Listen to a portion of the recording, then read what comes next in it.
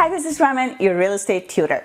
Today we'll take a look at what type of questions to expect on your Alberta Real Estate Exam. So let's go on and take a look at the slides. Let's take a look at what type of questions to expect on the Alberta Real Estate Exam. When you go to write your Alberta Real Estate Exam, you will come across two different types of questions.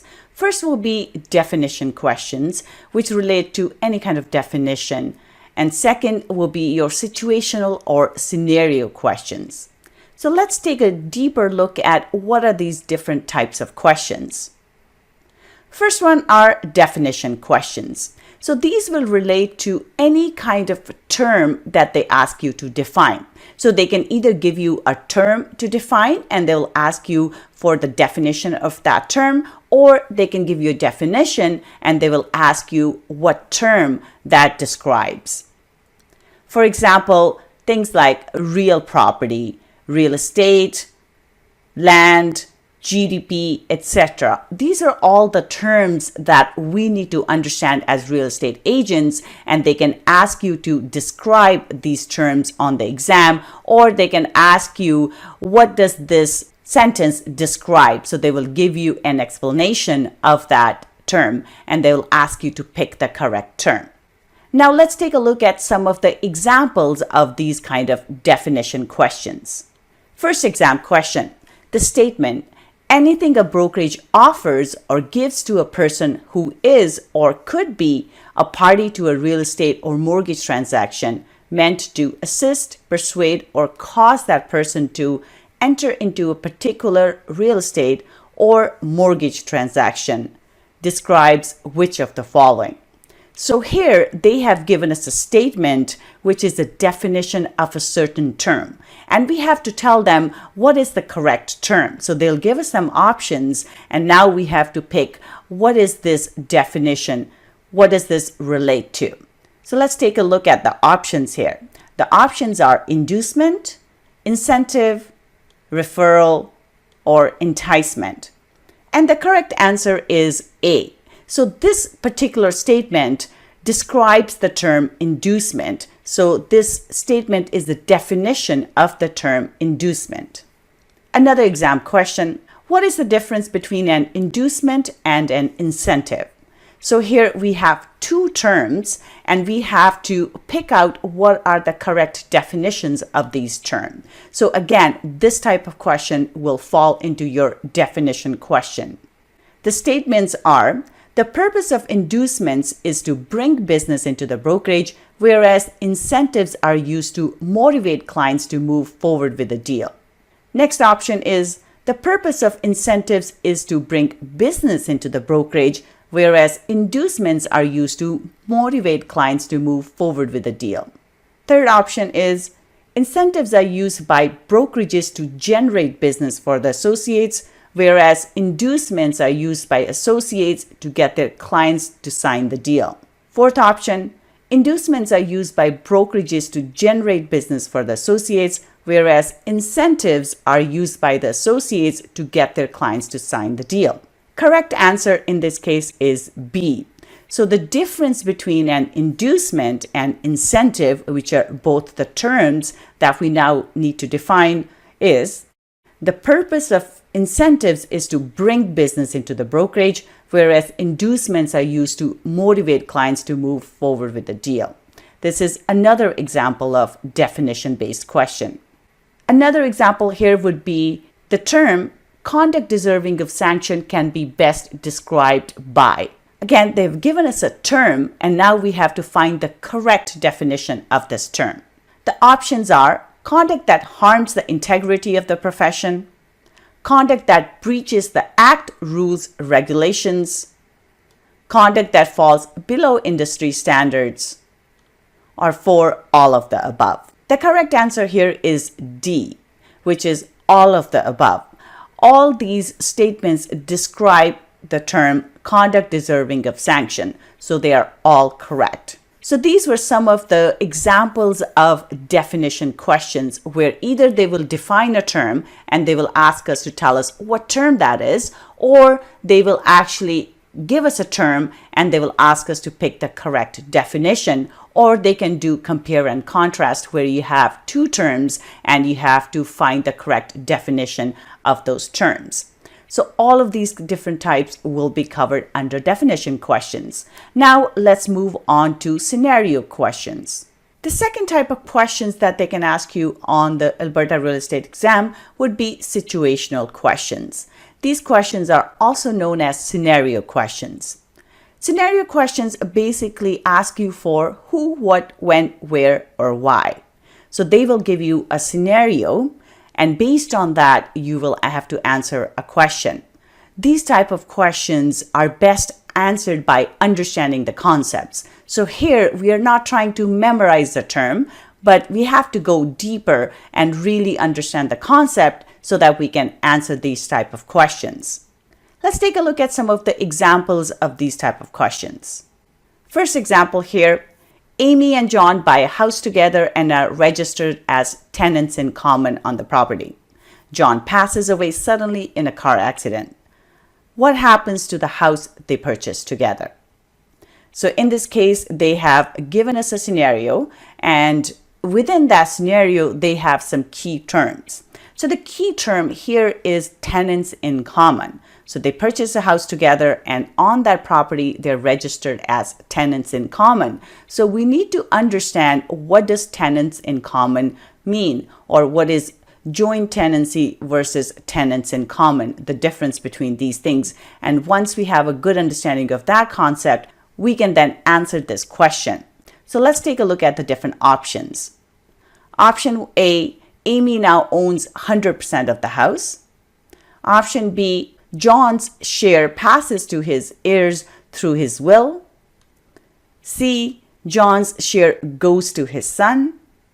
Or D, John's share returns to the crown.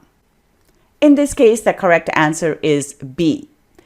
Because they are tenants in common, there is no right of survivorship. That's why in this case, Amy does not own the entire house. If they were joint tenants, then Amy would have the right of survivorship, in which she would get the entire house. So in this case, because they're tenants in common, this option does not apply. Option B is John's share will pass on to his heirs through his will. This is the correct answer. So whether they say that it will pass on to his heirs through the will, or it says it will pass on to the estate, to John's estate, both of those options will be correct here. Option C, where they say John's share goes to his son. Now, they haven't told us in the question whether he has a son or a daughter, or what kind of children he has, or if he has any children in this case. So this is not the best option here. And the last one, John's share returns to the crown. Again, this is not the best option, because first it will pass to his estate. And if he does not have any heirs, only then will his share actually go to the crown. So if he dies without a will and without any heirs, then the property will then revert back to the crown. Otherwise, the best option will be that it goes to his estate, or it goes through to his heirs through the will. Let's take a look at another exam question. Rhonda, a real estate associate with Regency Realty Limited, comes into an inheritance and decides to take a year off to travel the world. As such, she decides not to renew her license with her brokerage.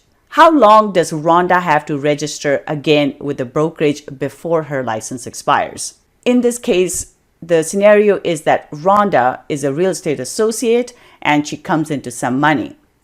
The gist of the question here is that she is taking a year off to travel. So rest of the question doesn't really matter. It could be anybody, anywhere. The gist of the question here is, if the real estate associate takes a year off, what do they need to do in order to come back again then? So let's see how we can best answer this question. So they're asking us, when does she have to renew her license?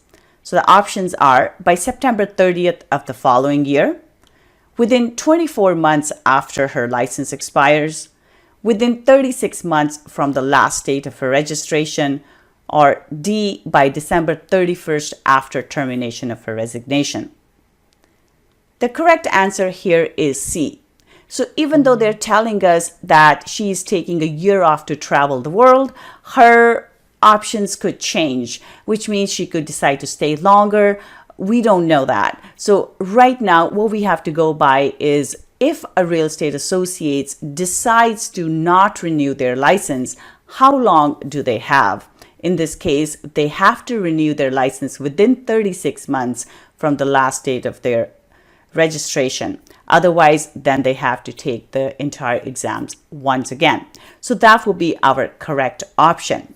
When we're looking at scenario questions, we really need to get to the heart of the question and look at what are they asking us. A lot of times they will try to confuse us with a lot of scenarios, different things that are going on in the question. We just need to peel the onion here and look at what's really the main point of the question. So here the main focus of the question is a real estate associate takes time off. What is the time limit that they have before their license will actually expire? Next exam question is, a recent newspaper headline states, local real estate board says it's now a buyer's market. What does this mean? Property prices are going up, property prices are going down, properties take longer to sell, or properties sell quickly. And the different options that we have for the answer are statements 1 and 4 are correct, statements 2 and 3 are correct, statements 1 and 3 are correct, or statements 2 and 4 are correct. In this case, the correct answer is B. So here we need to understand what is a buyer's market. Once we understand the concept of the buyer's market and we understand the different characteristics of buyer's market, it will be easier for us to answer this question. So our correct answer is B, which means statements 2 and 3 are correct. So in a buyer's market, property prices will go down and properties will take longer to sell. That's why the correct answer is B. So let's recap this. When you go to write your Alberta Real Estate Exam, there are two main types of questions that you will come across. One will be definition-based questions, which means they will either give you a term and they will ask you for definition of that, or they will give you a definition and they will ask you what term does that relate to, or they can also ask you to pick the correct statement in relation to that term.